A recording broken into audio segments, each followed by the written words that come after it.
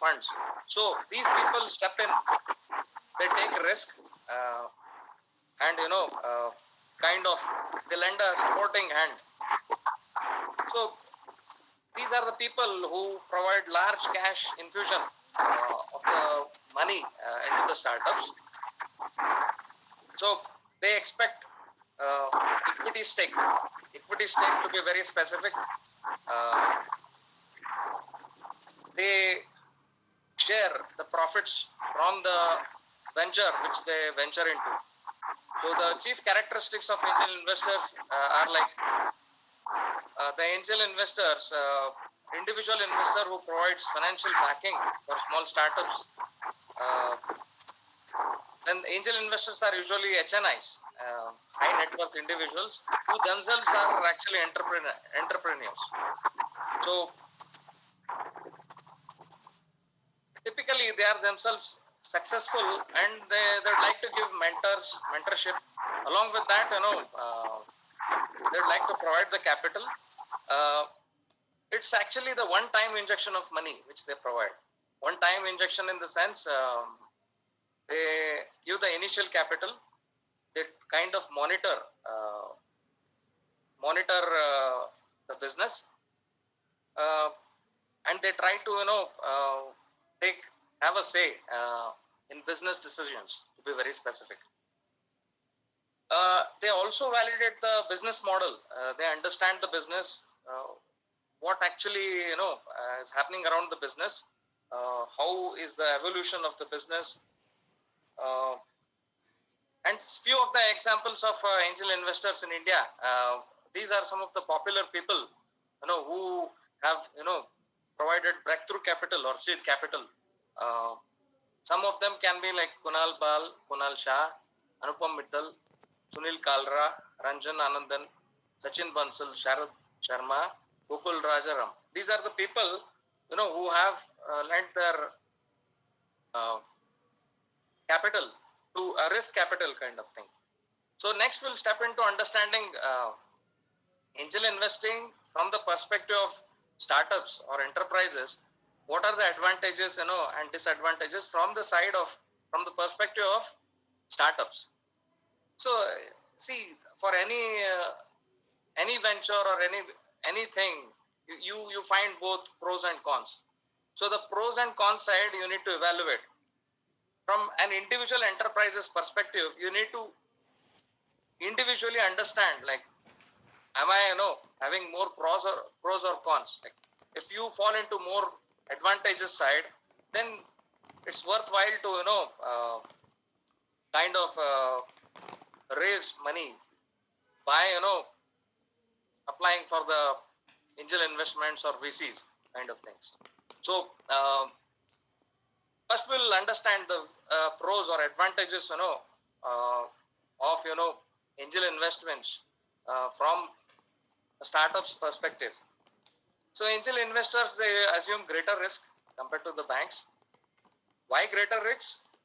It's as simple as that. Like they don't expect the payback of capital. Like if you apply loan from a bank, what happens is usually you need to pay back in installments.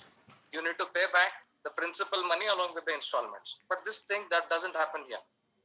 So usually what happens is angel investors, they have a say into the businesses.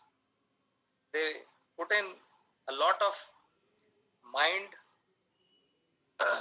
and capital into the business, into any startup for that matter. So, and it's important to understand the other advantages, like these people have good business knowledge. That's very important, right? Like if you apply a loan, if you borrow from a financial institution, fintechs, something like that, these people provide you capital, but they don't guide you or they don't have a mentoring kind of role what these people provide to the business. So this is another added advantage from the perspective of angel investors or VCs, to be very specific. And most importantly, these people have great network. They also raise multiple, they get multiple networks for investing, and provided the cons or the disadvantages for subscribing to the angel investors from the startup's perspective is like they require large stakes into the startup. They have a say in every decision which the startups need to do. And the major disadvantages is that it gives a large stake into the startup. You have to share your profits, your earnings, the top line, the bottom line, the revenues and profits you need to share. You need to analyze. You need to convince these people. This is the major disadvantage. Like you lose your stake into the business. And the thing is, like, you will not be in total control. If you have a minority shareholding, like minority shareholding is something like if you have a stake of less than 50%, they'll be on the dominating side. These people, would like to take decision and command the ownership status. This becomes a major hurdle for angel investors. Next slide. So the investment criteria for angel networks, the investment criteria in the sense how these angel investors, look up to a startup. See, it all boils down to how is your narrative. Narrative in the sense, your story. From a startup's point of view, how promising is your story? And also you need to deliver with proper number and also a proper execution. You need to have a proper execution strategy. That is also very important for a startup or an enterprise to turn into a unicorn. Unicorn, basically, we'll discuss it. Unicorn are high quality businesses which were startups turned into a huge large cap businesses. You call it as a unicorn. So it's very important to understand what as a business I have to do to turn a startup into a unicorn. And these angel investors, they look into only those businesses who have a potential to become a unicorn, right? Like they are providing a seed capital. I mean, like there is nothing called as free lunch in business. I hope everybody understands this. So you need to deliver, understand what is required to attract these people, venture capitalists and angel investors. So these are the things like market opportunity. To be very specific, what is the size of opportunity? Size of opportunity in the sense, the business should be very scalable, sustainable. Sustainable business, scalable business, a profitable business. These are the things, which angel investors would like to look into. Sustainable, profitable businesses are those businesses which deliver a top line of 5x, 10x, top line in the sense revenue, sales of 5x to 10x in another 4 to 5 years. Say, for example, a life of a business is around 40 to 50 years.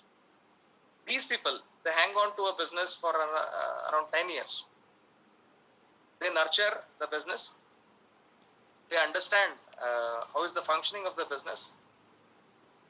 Till there is a growth, ample size of opportunity of the business, these people stick on, hang on with this business.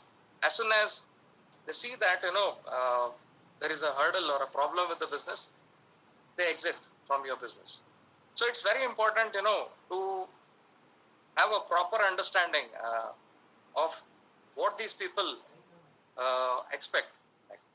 Then, for evaluating, a business, these people also look into competition. Competition in the sense, like what is the concentration of people who are, in your sector, specific sector. Say, for example, let us take telecom as an example. So 4 businesses in a telecom sector, opportunity of growth very much less. If you are entering into a telecom service providing business, these people would not like to prefer. They look into those businesses where there is